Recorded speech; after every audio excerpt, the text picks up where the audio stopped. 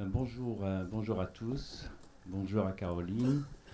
Ce, euh, cette matinée, elle a été pensée au départ parce que vous savez ici que j'organise une majeure qui cette année a été axée sur le travail de la lumière, contrairement aux années précédentes, et que j'avais pensé, dans le cadre de ce travail, d'organiser une rencontre. Et pourquoi avoir inclus une rencontre à l'intérieur de ce module, qui est un module axé sur l'élaboration, le travail, la réflexion de la lumière au cinéma. C'est parce que je pense que la parole est souvent absente de, de votre formation. C'est-à-dire que on ne parle jamais assez. On ne parle jamais assez de cinéma, on ne parle jamais assez de lumière, on ne parle jamais assez de mise en scène. Donc, je me suis dit, voilà, on va faire un petit débat avec, avec un autre directeur photo pour parler, non pas directement de lumière, mais pour parler de la relation de la lumière et de la mise en scène. C'est-à-dire de toujours penser qu'une lumière n'est pas faite en soi.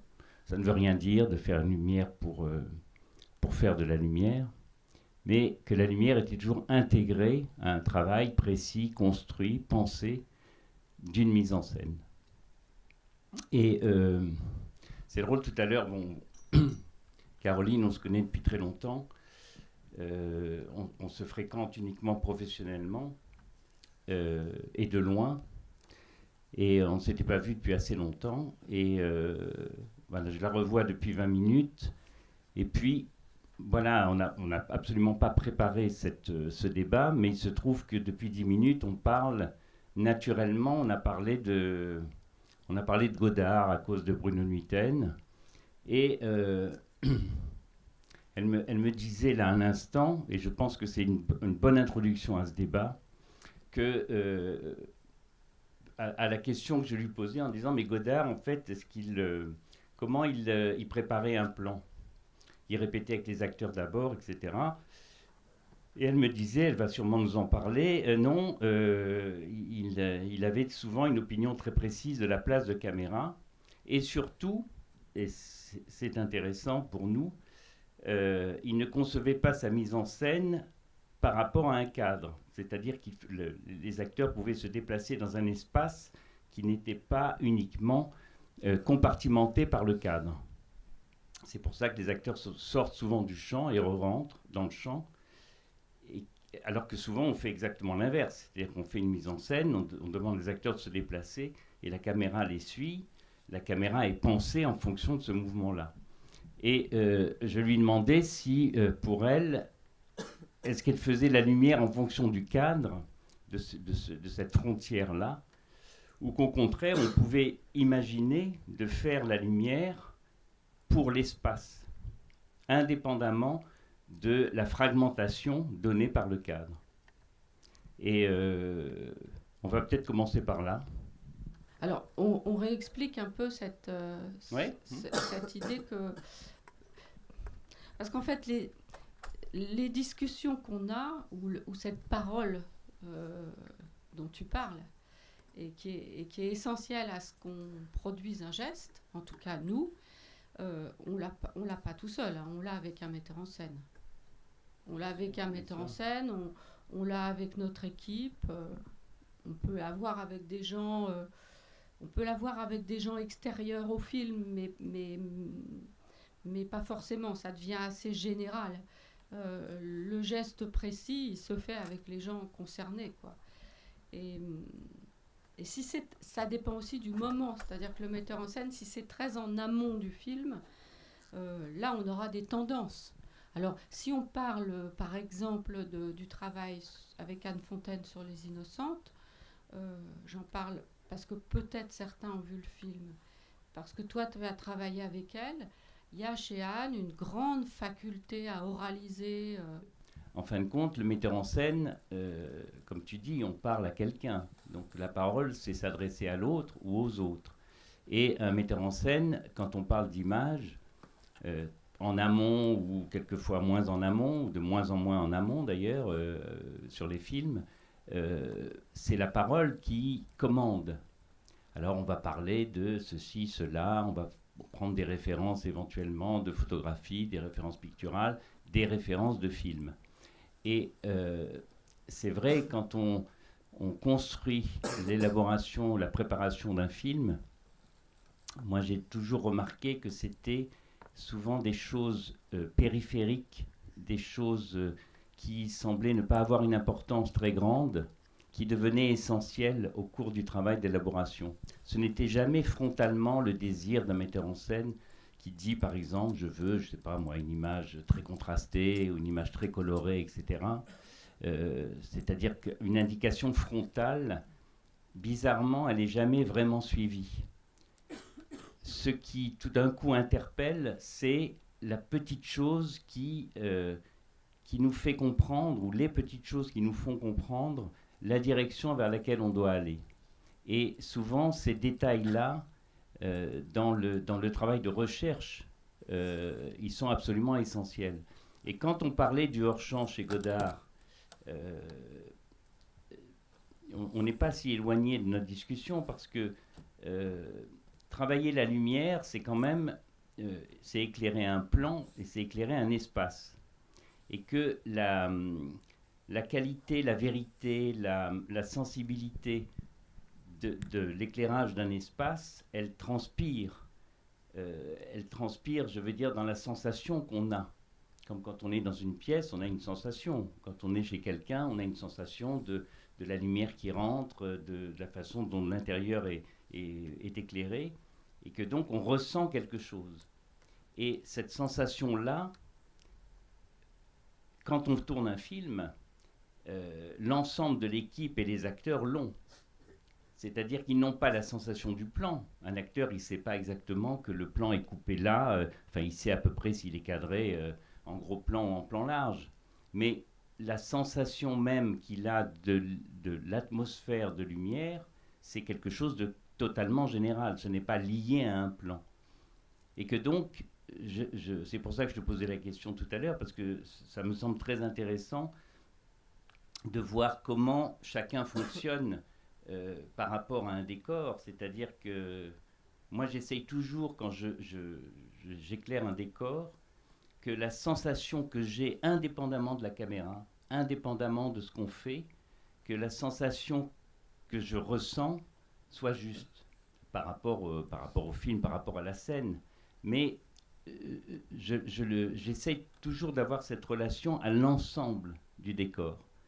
Et ensuite, la caméra, je trouve sa place très facilement. Enfin, je veux dire, la lumière du cadre, dans le cadre, trouve sa place beaucoup plus facilement que quand on fait attention, en fait, à ne travailler que pour le cadre. C'est pas du tout étonnant que Jean-Luc Godard, acteur majeur de la nouvelle vague en France, considère que faire un cadre, c'est participer d'une réalité et qu'il n'arrête pas sa mise en scène au cadre. Ça paraît logique, si tu veux. Là, on aborde le problème du réel et par exemple, filmer la réalité. On est confronté... Mais nous, on y est tout le temps confronté. On y est tout le temps confronté. Qu'est-ce que c'est que le réel ? Qu'est-ce que c'est qu'aussi que notre métier de filmer une image ? Et la plupart du temps, on nous a appris, on vous apprend à modifier ce réel, c'est-à-dire de rehausser la lumière du réel, si je puis dire. C'est-à-dire d'essayer non pas de la réinventer, ce qui est quand même beaucoup plus subtil, mais simplement de l'améliorer. C'est-à-dire que on va renforcer un effet qui rentre par les fenêtres, on va mettre un premier plan plus dense, un arrière-plan plus clair, on va renforcer les contrastes de façon à ce que l'image ait un relief, un volume dans la lumière qui l'enjolive d'une certaine façon. Et on est toujours confronté à ça, de savoir filmer le réel, c'est quoi ? C'est le filmer tel qu'il est, le filmer tel qu'on voudrait qu'il soit, le filmer tel qu'on nous a appris à le représenter, ou le filmer en fonction uniquement de ce que l'on ressent à travers l'histoire qui nous est fournie, le matériau qui nous est fourni, qui est un scénario. On ne se la raconte pas. Faire une belle lumière, c'est assez simple. C'est vraiment, c'est peut-être la chose, quand je dis une belle lumière, c'est-à-dire une lumière où la majorité des gens vont s'extasier en disant c'est magnifique, c'est très beau, etc. Donc ça, on est d'accord que c'est pas, que le propos, il est jamais là. Le propos, il est de faire une lumière qui porte quelque chose, qui emporte, qui traîne, qui draine, normalement, qui est le support, à la fois à l'avant et à l'arrière, d'un sujet, d'une motivation, une motivation esthétique, d'une motivation métaphysique, philosophique, tout ce que vous voulez, mais de quelque chose qui l'apporte. Et ça, je trouve que, indépendamment des moyens, indépendamment de un tout petit film ou un très gros film, je pense que le problème n'est jamais là. Le problème, il est toujours dans la façon dont on aborde une image et dont on veut l'accomplir. Je suis désolée, moi je pense que les gens ils voient pas tous la même chose, ils ressentent pas tous la même chose. Très souvent sur les couleurs, j'ai des empoignades avec des empoignades, enfin, tu vois, avec des costumières on ne voit pas les mêmes couleurs. Donc, regarde, on se balade dans une rue. Moi, ça me fascine toujours ça. J'aime beaucoup marcher dans une ville à la tombée du jour et puis voir les fenêtres et les lumières dans les fenêtres, c'est-à-dire chez les gens. Mais très souvent, tu vois encore l'ampoule qui pend du plafond. Hein.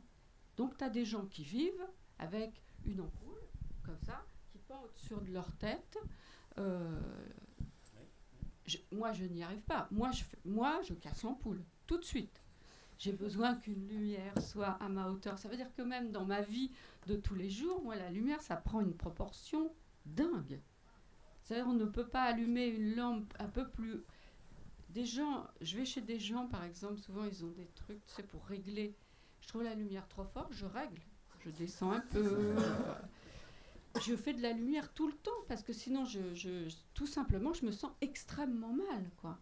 C'est vrai qu'on est souvent affolé par l'ambiance lumineuse dans laquelle vivent les gens, d'une manière générale. Alors la première chose qu'ils font, c'est d'allumer. Et alors là, tu dis, non, s'il vous plaît, vous pouvez éteindre ? Oui, mais... Et alors les gens te disent, mais on est dans le noir. Non, on n'est pas dans le noir. Tu vois, pour que tu arrives à comprendre ce que pourrait être le trajet de la lumière dans cette pièce. Oui. Non, c'est un truc constant. Mais le niveau de lumière est toujours effarant chez les gens. Effarant.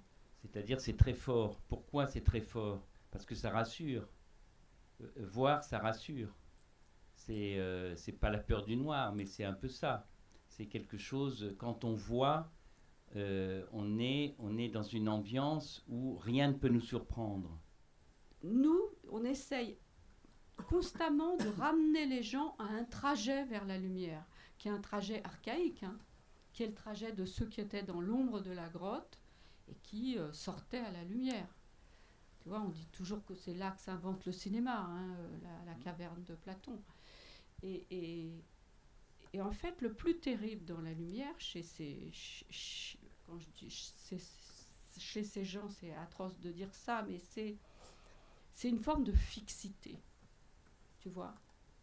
Parce que ce qu'on arrive à faire, et ce dont tu parles et qui est très juste, c'est qu'on cherche une vibration, quoi. Et on cherche une vibration de la lumière dans un espace en rapport à des personnages, des visages, etc. Et ça peut être la même chose. Alors que cette vibration-là, c'est ce que les marchands du temple, mais pourquoi éliminent de la vie, quoi. On parlait toute cette semaine avec les étudiants de cette notion d'esthétisme. Qu'est-ce que c'est que l'esthétisme ? Qu'est-ce que c'est que le beau au cinéma ? Pourquoi il y a cette recherche tout le temps du beau, de faire beau, et non pas faire juste ? Il y a une très belle parole du poète Philippe Jacotet qui dit qu'aujourd'hui, on essaye toujours de penser autour du « ça fonctionne ». C'est-à-dire quelque chose fonctionne, donc c'est bon, ça fonctionne. Au lieu de se demander si ça respire. Est-ce qu'une chose respire? Et c'est vrai qu'entre la fonctionnalité et la respiration, il y a un monde dans l'image artistique, c'est très fort, je trouve, comme pensée. Et on est toujours dans la fonction. Même dans un plan, il fonctionne. Un montage, ça fonctionne. On est toujours dans cette espèce de vulgarité de la fonction, en fait. Et du coup, si quand alors c'est pas toujours possible évidemment, hein, mais quand on prépare, on pense l'image en fonction non pas de sa fonction première, c'est-à-dire qui est le beau, puisqu'on nous quand vous êtes jugé, vous faites un travail, vous savez bien, vous faites un travail, si c'est beau, on va vous dire c'est très bien. Si c'est juste et laid, on va pas vous dire c'est très bien. On va vous dire c'est bizarre ce que tu fais. J'exagère un peu, mais il y a un peu de ça. C'est-à-dire qu'on a toujours tendance, et ça c'est un sujet que je voudrais aborder après, sur le temps. Un directeur photo dans le temps. C'est-à-dire comment on était quand on avait 25 ans, 30 ans, et puis plus tard, et comment la chose évolue. Comment notre travail, la pensée de notre travail évolue, et la matière même, comment on le fabrique, ce travail, comment ça évolue. Et si je dis ça, en parlant d'esthétisme, c'est que justement, quand on est jeune, on démarre, on veut faire beau. On veut, parce que même inconsciemment, on veut être remarqué, on veut faire plaisir, on est sujet d'ailleurs aux compliments, à la complaisance des compliments, etc. Et que, même qu'on veuille ou non, il y a cette tendance à vouloir marquer de son empreinte une image en faisant beau. Et je trouve que, ce qui est une erreur, hein, évidemment, mais c'est peut-être un chemin par lequel il faut passer pour justement s'en écarter. Et peut-être que c'est le temps. Oui, je suis plus circonspecte avec ça. Je pense que depuis le début de l'histoire de la représentation, quand on regarde les Vierges du Moyen-Âge et du Quattrocento, elles sont belles. Et ces images-là ne servaient pas nécessairement à vendre. Voilà, il y a quelque chose dans la représentation qui nécessite que l'œil soit séduit. J'ai souvent remarqué que dans des films dont j'étais la spectatrice, quand les gens avaient cherché la brutalité ou une forme de puissance visuelle par la trivialité, je reculais. De l'autre côté, l'histoire des stars, l'histoire des visages de cinéma, que ce soit des hommes ou des femmes, ça passe par la beauté. Donc, une certaine forme d'harmonie, quoi. Donc, je crois que vouloir simplement dire non, le juste contre le beau, ça fonctionne. Excusez-moi du fonctionne, mais c'est pas forcément ça. Je pense qu'il faut, à partir du moment où on représente, je dirais, comme tu vois, les poètes arabes, la seule chose qui peut être vraiment affreuse, c'est le réel. C'est là où l'horreur, je dirais, a sa puissance. Si on doit représenter, on est forcé de passer par quelque chose qui soit la représentation, et la représentation, elle a besoin d'une forme de séduction. C'est l'histoire de la représentation. Mais quand je parlais de beau, je parlais de la convention du beau. C'est-à-dire que quand le beau devient la convention, c'est-à-dire que l'obligation première. Dans ce débat ou cette confrontation entre le juste et le beau, certainement je n'irai pas contre le juste, parce que c'est la grande grâce. Mais j'ai quand même c'est une forme d'humilité de se dire, bah oui, à partir du moment où on représente, on n'est pas dans l'horreur du réel, quoi. Oui, on est obligé d'aller un peu ailleurs. Si c'est simplement pour la volonté d'avoir une image qui soit simplement belle, là il y a une limite, il me semble. Et que justement ça se heurte à la justesse. Il y a quelque chose où le curseur ne sait plus très bien où aller entre les deux. Et que là, il faut toujours avoir, il me semble, la lucidité de savoir placer le curseur où il le faut par rapport à la sensation qu'on a, parce que c'est quand même, les personnages évoluent dans un décor et c'est la sensation qui s'en dégage, qui va créer la relation à l'autre, simplement, la relation à ce qu'on ressent. Ce n'est que du ressenti en vérité. C'est pas une image, ça se s'intellectualise absolument pas. On peut évidemment, nous, entre nous, ou dans les cours, parler d'image, mais une image, ça provoque quelque chose, ou rien. Mais en tout cas, c'est cet aller-retour qui compte. Et l'aller-retour, il n'est pas cérébral, il est totalement à l'intérieur. Il est quelque chose qu'on ne maîtrise pas d'ailleurs. Je pense que notre travail, c'est de ne pas nous... Et tu as dit un mot très juste, ne pas nous identifier à cette beauté. Ne pas nous laisser séduire au mauvais endroit et penser qu'on se l'approprie et que donc la représentant, c'est nous qui l'avons. Non, non. Nous sommes juste les témoins de quelque chose. Je ne prétends pas du tout que je suis maître de la lumière sur un film. Mais que quand elle arrive, je sais la saisir, oui.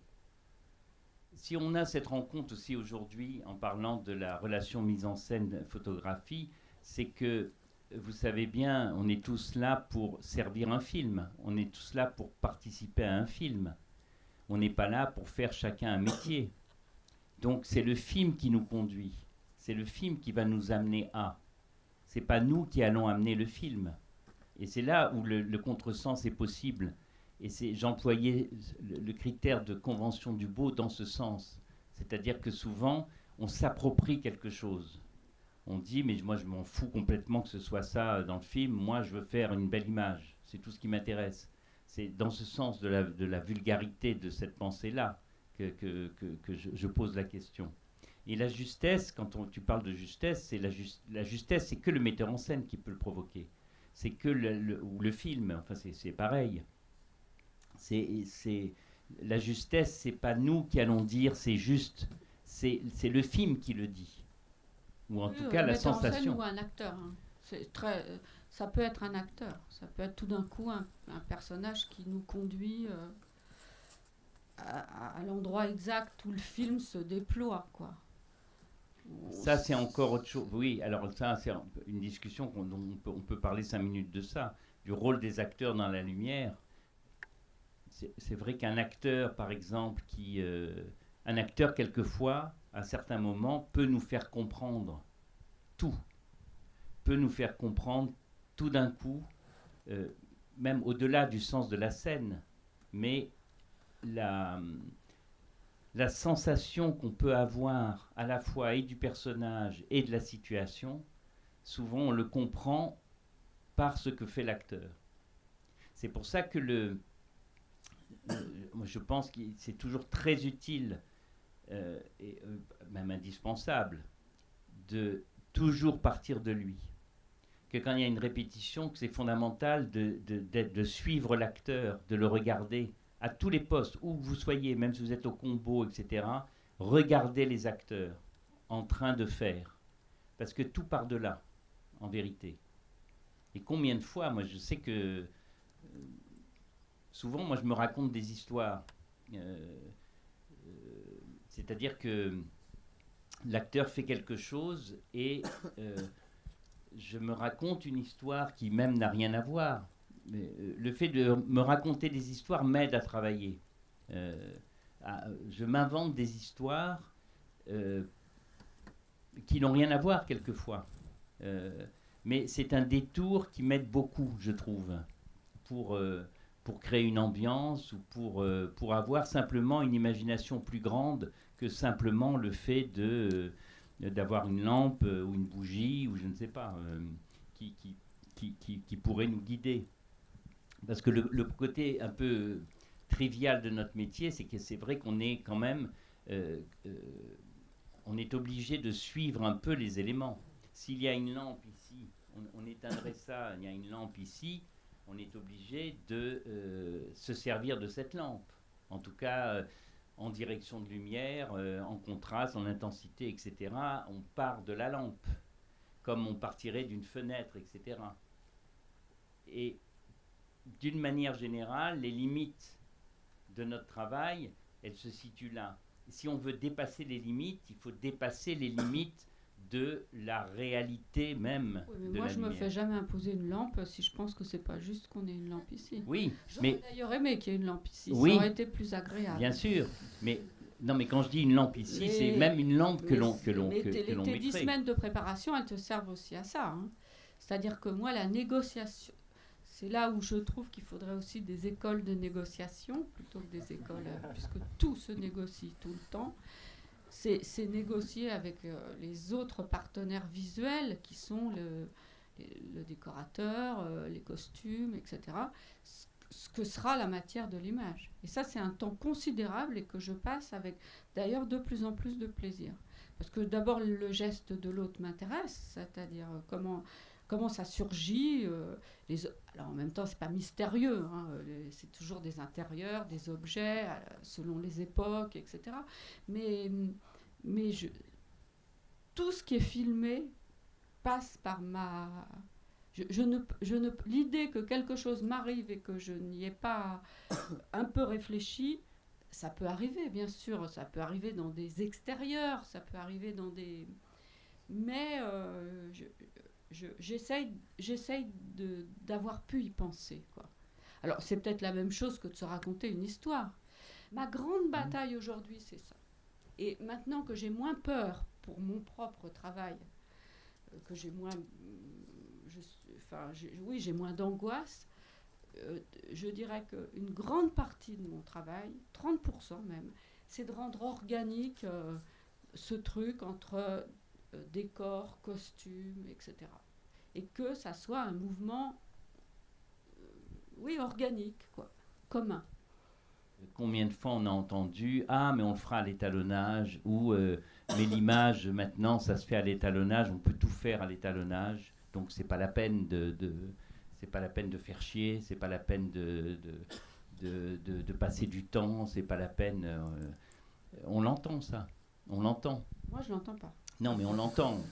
Moi, s'ils le disent, je m'en vais. Oui, mais on l'entend. Je veux dire par là que on sait bien qu'on l'entend. Que c'est pour ça qu'il y a des films comme ça. C'est pour ça que les images sont si uniformes.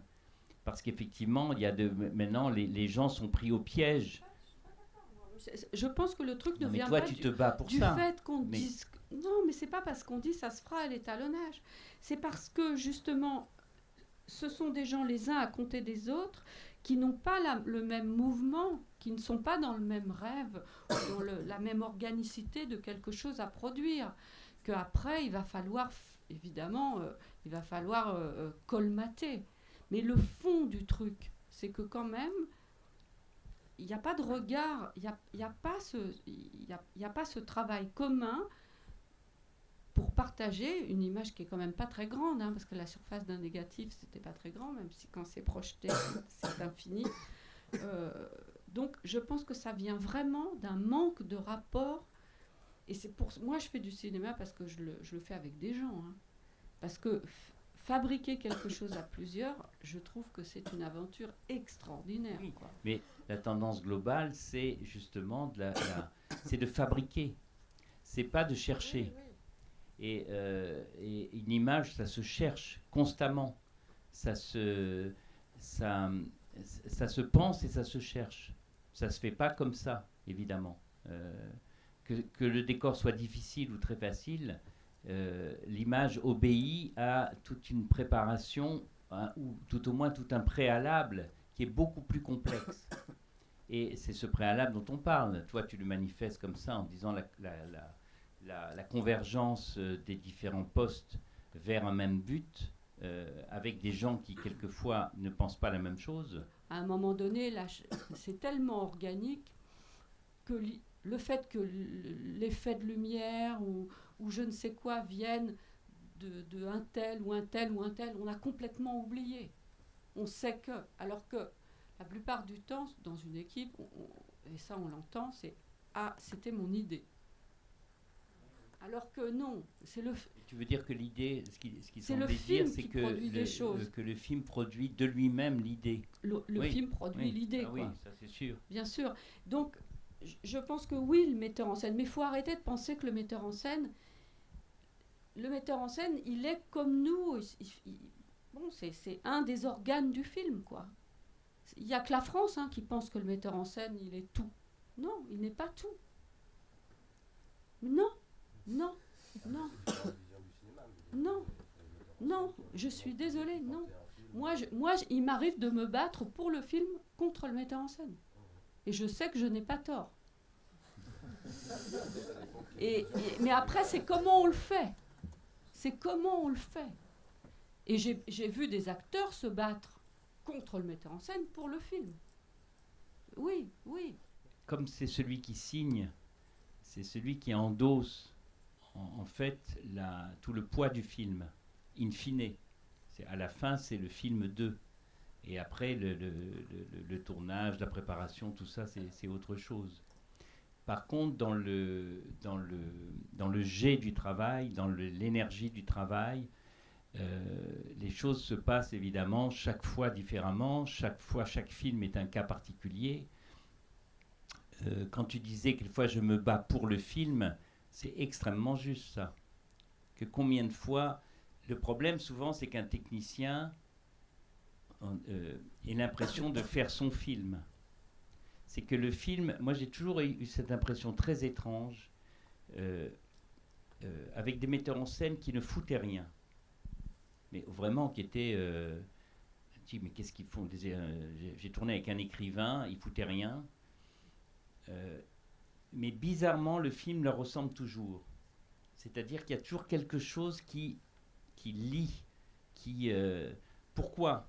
Parce que quand quelqu'un ne fédère pas, quand quelqu'un ne provoque pas justement ce dont tu parlais tout à l'heure, là c'est toi qui le provoque, mais cette espèce de fédération de différents postes vers un même but, vers une même recherche en tout cas, sinon but, parce que le but on ne le connaît pas trop, on le voit peut-être de loin, mais le film il évolue au fur et à mesure qu'il se fait. Il n'y a pas, c'est pas une programmation.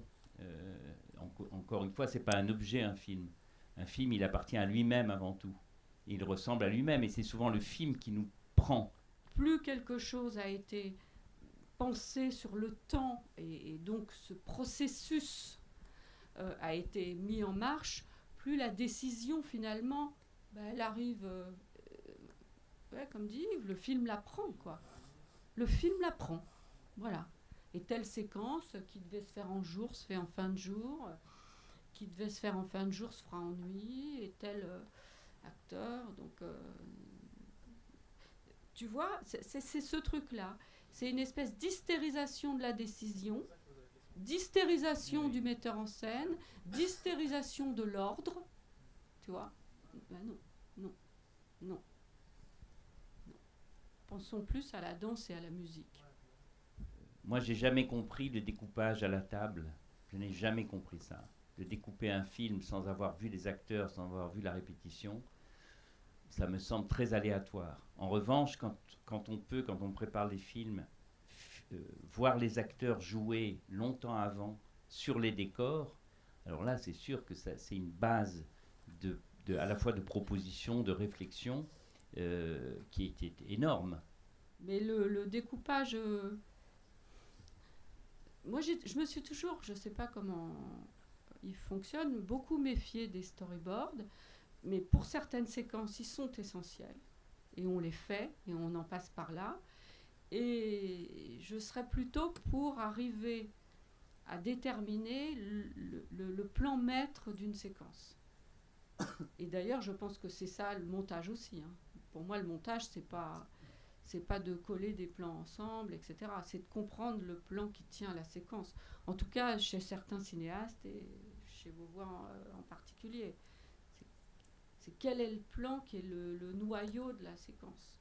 Et après, les autres s'organisent autour, quoi. Et souvent, quand on a un découpage précis, c'est vrai qu'on a tendance, tout le monde a tendance à suivre. Et même le metteur en scène, qui est très angoissé, souvent,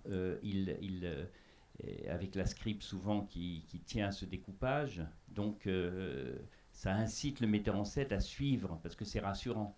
C'est comme les plans, plus tu fais de plans, plus c'est rassurant, ce qui est absurde. Mais c'est souvent comme ça, psychologiquement. Et par contre, l'idée du plan fort, ça, je suis entièrement d'accord, que c'est la base de tout, qu'il y a un moment fort. Et quand on le saisit bien, c'est vrai que le reste est assez simple. On l'identifie. Alors, on a la chance parfois que ce soit identifié par le scénario. Hein. C'est une question importante, le découpage, parce qu'il faut à la fois c'est technique, c'est ultra technique et il faut en passer par là, mais il faudrait plus réfléchir en termes d'intensité. Parce que c'est l'intensité qui fait qu'à un moment donné, une séquence tient, puis à intervalles plus ou moins réguliers, un film tient. Je pense que l'intensité, que ce soit au niveau du découpage, que ce soit au niveau de la lumière, que ce soit au niveau du jeu des acteurs, c'est une chose dont on parle assez peu, et pour moi, c'est l'évidence de ce à quoi il faut réfléchir quand on fabrique un film. Alors vous voyez qu'on n'a pas beaucoup parlé de lumière parce que le travail de la photographie, ce n'est pas la lumière, étrangement. Enfin, ce n'est pas que ça. C'est une petite partie de ça. Mais que pour bien l'entreprendre, c'est tout un cercle avec lequel il faut fusionner. Et ce cercle-là, c'est l'ensemble des composantes, évidemment.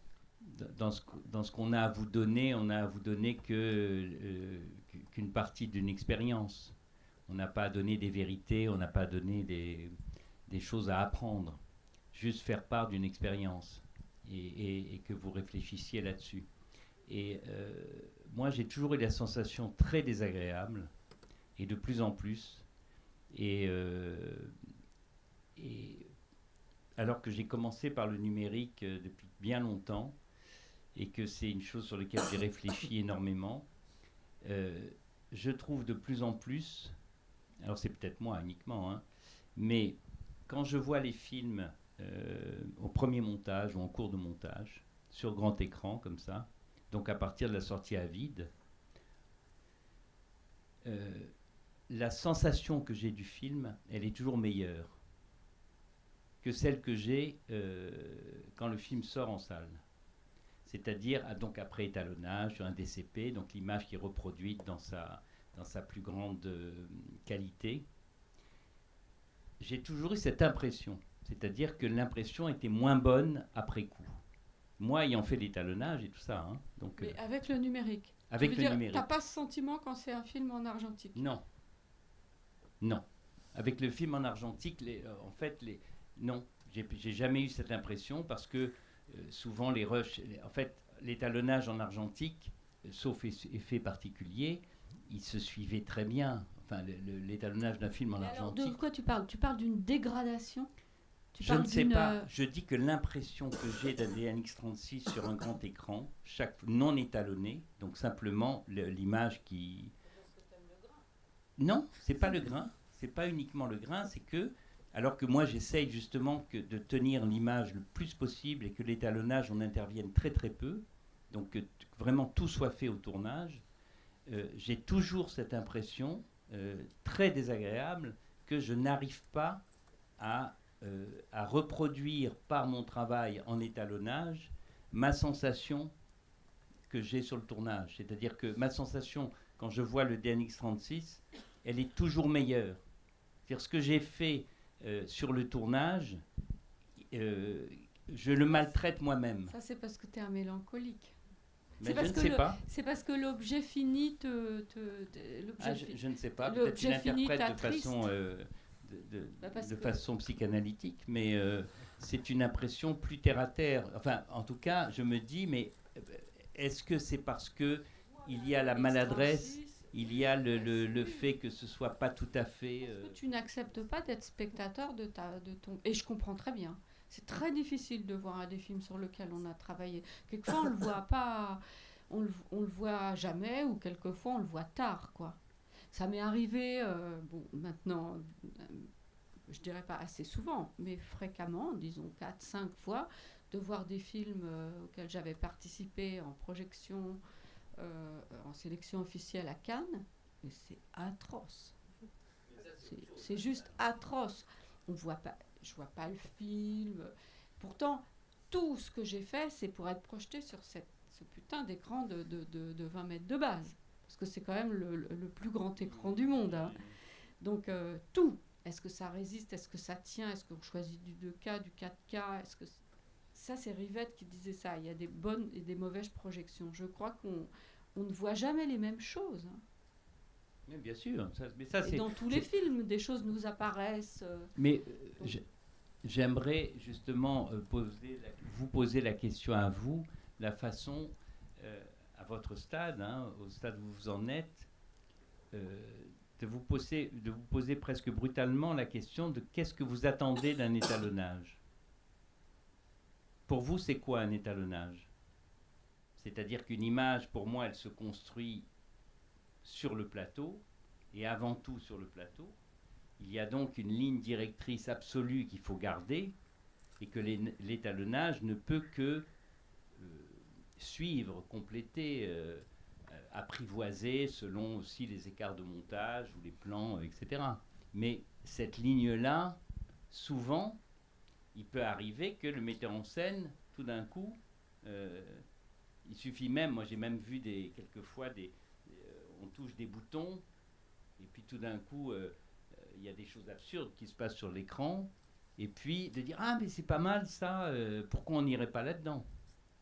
Alors, ça veut dire que tu étalonnes avec les metteurs en scène? Non, parce que si tu veux, quelquefois quand il voit les choses et qu'il dit « Ah, mais là, cette séquence, je trouve qu'elle est... » Alors quelquefois on dit « Ah bon, un peu plus dense », et tape les boutons, et puis hop. Mais moi non. Excuse-moi, mais moi, un metteur en scène, c'est bloqué. J'accepte de visionner le film. Il n'y a pas un réglage qui se fait avec lui. Tu visionnes en salle de projection? Je visionne, bah oui, en salle de projection, en salle d'étalonnage. Ah oui, en salle d'étalonnage, oui. Salle d'étalonnage. Mais il n'arrête pas le film, je veux dire. S'il arrête, je sors. Ah oui, carrément, oui. Non, moi, je ne fais pas ça. Moi, j'ai jamais fait ça. S'il arrête, je sors. Je n'étalonne pas avec un metteur en scène, parce que sinon, tu vas n'importe où, quoi. Pas plan à plan. Mais si tu veux, quand un metteur en scène dit « Ah, mais cette séquence, j'aimerais qu'on y retourne parce que ceci ou cela. » Oui, d'accord. Alors quoi? Ouais, ça serait intéressant que ça soit plus dense, je la vois pas assez. Et souvent, je leur fais dire... je travaille pas avec des metteurs en scène assez cons pour me dire des trucs techniques du genre, tout ça, parce qu'ils le savent pas. Non, bien sûr, ils savent pas. Donc, non, ils mais emploient souvent, des mots. C'est des impressions. Anne, elle pouvait dire, ouais, les visages, là, est-ce que c'est pas trop... Je dois dire que sur Les Innocentes, je me suis perdue dans le rôle. Je me suis perdue, quoi. Je me suis... parce que je travaillais tellement sur les peaux et sur les médiums, donc que je les ai travaillés, ce qui fait que la copie que j'ai présentée, enfin le truc que j'ai présenté, il était trop mou, trop doux. Et elle ne savait pas comment le dire, c'est Carcassonne qui l'a formulé, qui a dit mais ça c'est peut-être pas assez sculpté et tout. Ça m'a beaucoup irritée, il n'empêche que c'était vrai. J'ai aussi ça, c'était de construire avec l'étalonneur quelque chose qu'on n'a pas de différent de ce qu'on a de la lumière qu'on a construite au tournage, parce que cette lumière, par exemple, elle pourrait être bien plus adaptée à l'ambiance du plateau. Vous parliez au tout début de cette rencontre de l'ambiance du plateau et du fait que lorsqu'on est dans une lumière, on ressent quelque chose. Ça peut être la lumière qu'on ressent, et après on va se rendre compte que cette lumière qu'on a ressentie juste sur le plateau, et ben on va ensuite en faire autre chose à partir de... mais c'est des systèmes de variation. Parce qu'une fois que tu as éclairé d'une certaine manière, tu peux modifier des choses, mais tu ne peux pas totalement les modifier. Si tu peux les modifier totalement, c'est que tu t'es dit, ça n'est pas à cet endroit-là que je travaille, effectivement, je travaillerai en étalonnage, comme font les gens en pub.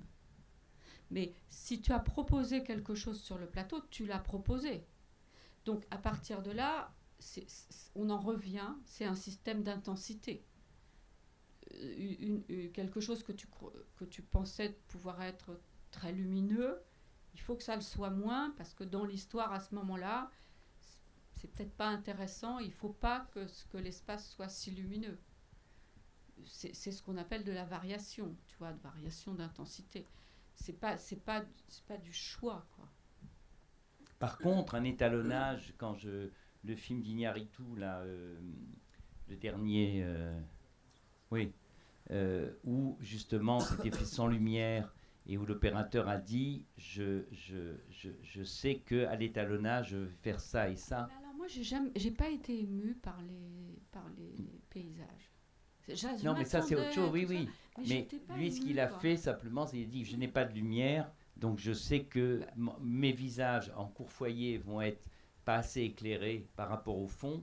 Et donc tout le travail d'étalonnage, ça va être d'éclairer les visages, de rehausser les visages et de baisser les fonds. Mais ils ont aussi recomposé beaucoup de choses. Ils ont recomposé, et ça se sent vachement. mais ça, là, c'est une direction d'étalonnage parce que c'est un parti pris dès le départ.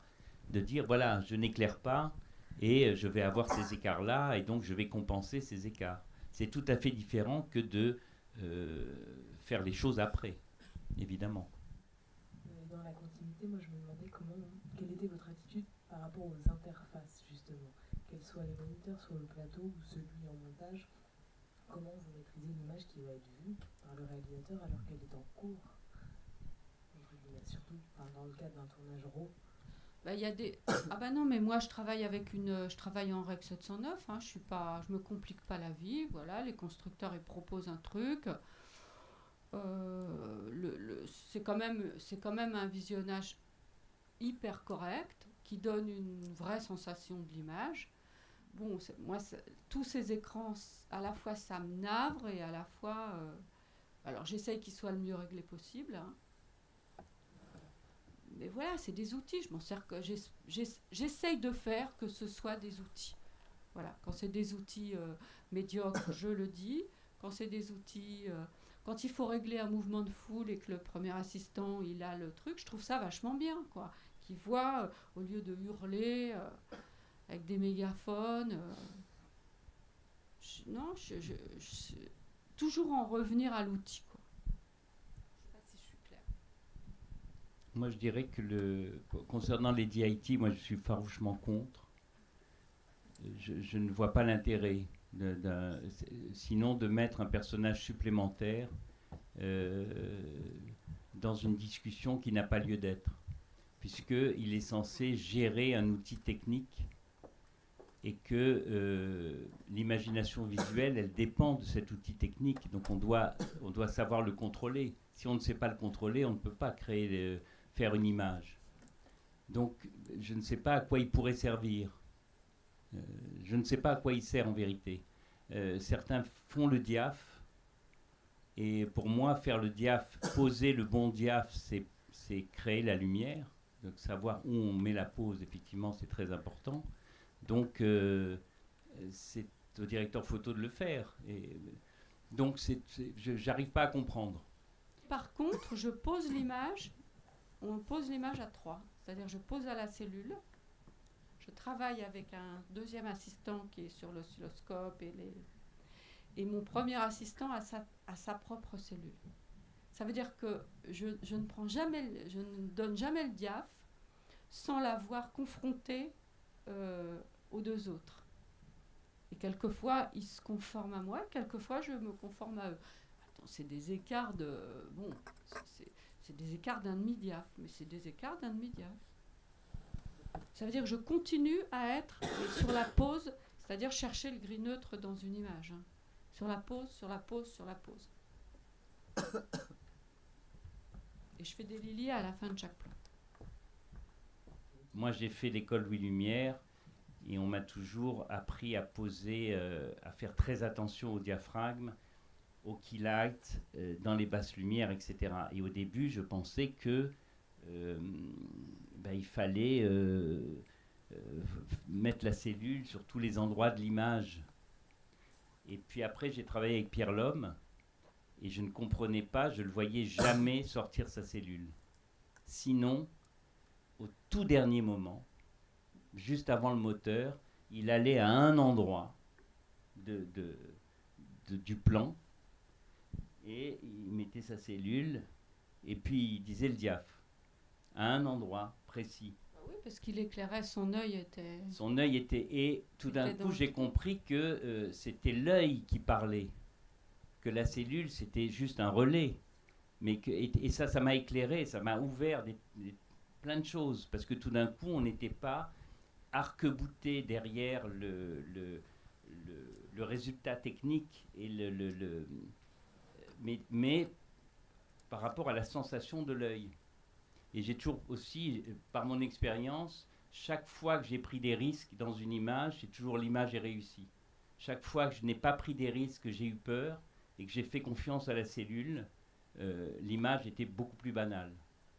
Donc il y a quand même ce frémissement, cette frontière très incertaine, alors qui est maintenant plus simple en numérique, il faut bien le dire, mais il y a toujours ce côté comme ça du diaphragme où la bonne pose, c'est une indication sur l'atmosphère de lumière. C'est très important. Le travail que je faisais avant avec la pellicule, c'est-à-dire le choix de la pellicule, comment on la développait, grain fin, pas grain fin, ou demi-grain fin, ou je ne sais quoi. Maintenant, ce qui me reste pour travailler la matière, c'est quand même pas mal les objectifs et ce que je mets devant, et les filtres. Donc évidemment, j'y suis de plus en plus attentive. Les vieilles optiques reviennent sur le tapis. C'est juste qu'elles sont plus douces. Elles sont beaucoup plus douces. C'est juste qu'elles sont plus douces, elles sont plus aléatoires. Ouais, parce qu'il y a des défauts, etc. Et que du coup, la perfection numérique, elle est rejouée par ça, quoi. Elle est biaisée par ça. Chez les jeunes, c'est très à la mode. Elle est court-circuitée, c'est très à la mode. C'est très à la mode. Oui, oui. Ça m'amuse. Mais c'est très... mais en des même trucs temps, avec des flares. Mais des flares, c'est le truc qui te barre l'image. Et elle trouve ça parce que sublime. maintenant, c'est les lentilles non traitées à l'arrière, à l'avant, etc. Et que ça... tout ce qui participe de l'effet, hein, bien sûr. Est-ce que l'imagination visuelle est plus grande aujourd'hui qu'elle ne l'était il y a 50 ans? Je ne suis pas sûr. Alors qu'il y a 50 ans, les paramètres et les outils étaient 10 fois moins nombreux, pour ne pas dire 100 fois moins nombreux. Ce qui veut bien dire que ce n'est qu'une question à la fois d'imagination et de volonté d'imagination, beaucoup plus que d'assujettissement à des outils. Et qu'une image, vous la fabriquez vous-même, quels que soient les outils. On a fait tous les deux des films avec des toutes petites caméras, des caméras extrêmement performantes. Ce qui compte, c'est ce qu'on en fait. C'est pas le matériau lui-même. C'est aussi enivrant, aussi formidable de faire un film avec une petite caméra sans rien qu'avec des groupes de 200 ou 400 kilos. C'est là où se situent les choses. Que le travail de lumière, il n'est pas uniquement assujetti à une monumentalité du matériel. Que souvent, il y a un travail beaucoup plus fort, beaucoup plus juste, beaucoup plus cohérent, beaucoup plus intense, parfois, avec des films totalement fauchés qu'avec des films de grande production. Tout ça n'est qu'une question à la fois d'imaginaire visuel et de sens que l'on veut donner. On en revient toujours à ça, en vérité. Une dernière question? Moi, je veux bien. Oui. En fait, je voulais rebondir sur des choses que vous disiez tout au début, sur le fait que le réal, peut-être, ça faisait 1 an, 2 ans, 10 ans, 15 ans, 20 ans qu'il pensait à un film. Si vous choisissez en tant que DOP, c'est qu'il vous aime, ou il aime l'image, en tout cas, que ça peut apporter à son film. Vous allez accepter parce que vous aimez sûrement le travail de ce réal. J'espère que c'est ça. Et qu'est-ce qui fait qu'on en vient à ce que vous disiez tout à l'heure, très tristement, je trouvais, à travailler que pour le film et en oublier tout ça ouais. Bon, non, c'est pas oublier le metteur en scène. On n'oublie pas le metteur en scène. Il est majeur, crucial, et voilà. Mais est-ce que dans ce cas-là, est-ce qu'il vous En quoi est-ce qu'il peut vous saboter, saboter votre travail? Mais il sabote rien, vous mésinterprétez, vous allez trop loin dans ce que j'ai dit. Parfois, il nous arrive de protéger un film contre un metteur en scène. mais c'est pas monnaie courante, et évidemment que le metteur en scène on en est le compagnon, je dirais, indéfectible. Souvent, on a affaire à des rigoristes sur un plateau, c'est-à-dire des gens qui se battent bec et ongles pour le respect de quelque chose, indépendamment du film. Ce dont elle parle, c'est tout à fait différent. C'est aller au-delà de son propre travail par rapport à une vue d'ensemble du film. Mais quand vous avez, je ne sais pas moi, une script ou un accessoiriste qui va se battre parce que le mouvement, la main là, c'est trop rapide ou c'est trop lent, etc. Ça, c'est pas se battre pour le film, c'est se battre pour l'idée qu'on se fait de son propre travail. Donc c'est totalement éloigné du film. Ça ne devrait pas exister. Si vous êtes dans une école, c'est justement pour dépasser ces choses-là. C'est pour les maîtriser, pour les dépasser. Mais quand je vois des gens à l'intérieur d'un plateau se battre parce que le travail doit être fait comme ça, on a appris à travailler comme ça, donc il faut respecter ça, c'est totalement absurde. On respecte le travail inhérent à un film. Donc, qu'il y ait ceci ou cela, ça n'a pas d'importance. Et souvent, il y a des gens qui n'arrivent pas à dépasser ça, à dépasser le bienfait du travail. Non, on m'a appris, il faut faire ça. Donc, et c'est ça qu'il faut que vous sachiez dépasser. C'est-à-dire voir plus loin, simplement. Et quand elle dit se battre pour le film, c'est ça.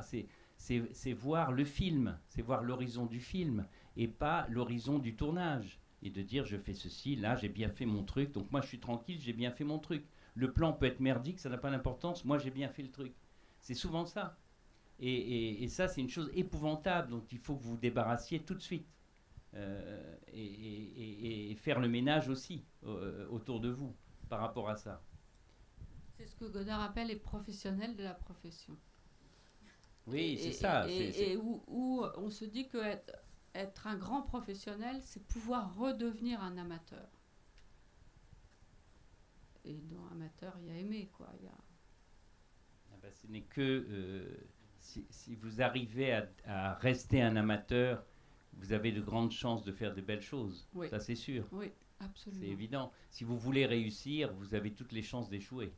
Sachez très tôt, non seulement de respecter le travail, mais d'être enthousiaste sur le travail des autres. Parce que c'est une façon d'apprendre, une façon de se nourrir, de se développer, que vous n'aurez pas si vous êtes dans le dénigrement ou dans la jalousie. Combien on apprend des autres. Moi, j'ai été formé uniquement par les autres. C'est les autres qui m'ont formé. Et quand on est ce côté comme ça, un tel a fait ça, mais c'est de la merde, on entend tout le temps ça. On entend tout le temps les gens dénigrer. Et sachez, au contraire, avoir l'attitude inverse. C'est d'être toujours ouvert pour eux, aux autres et au travail des autres. Et ce que vous allez en récupérer, ça vous formera beaucoup plus que dans l'étroitesse de la volonté d'une réussite par rapport à un tel ou un tel. Quand on voit un beau film, c'est formidable. Quand on voit un beau travail, c'est formidable. On en sort un peu grandi, on en sort un peu différent. Et ça, sachez toujours l'appréhender, ne pas avoir la moindre once de jalousie vis-à-vis de qui que ce soit. C'est très important. Dès le début, à votre âge, dès le début, vous allez avoir des gens assistants qui vont démarrer, qui vont faire du cadre, qui vont faire de la lumière, etc. Ne les jalousez pas. Sachez juger leur travail à leur juste mérite, même si vous, à cet instant, vous n'avez pas la chance de le faire. Mais ayez toujours cette attitude positive par rapport à un travail, parce qu'un métier, c'est très long. Construire une carrière, c'est très long. Et en fait, la vraie carrière, c'est à la fois prendre du plaisir et se développer par elle. Devenir quelqu'un d'autre par elle. Avant tout. Bien au-delà de la réussite, quelle qu'elle soit. Voilà. C'est un propos moralisateur, mais qui est souvent juste de rappeler. Surtout dans une école de cinéma. Voilà, ben on va s'arrêter là. Merci à toi d'avoir partagé ce moment. Merci à vous.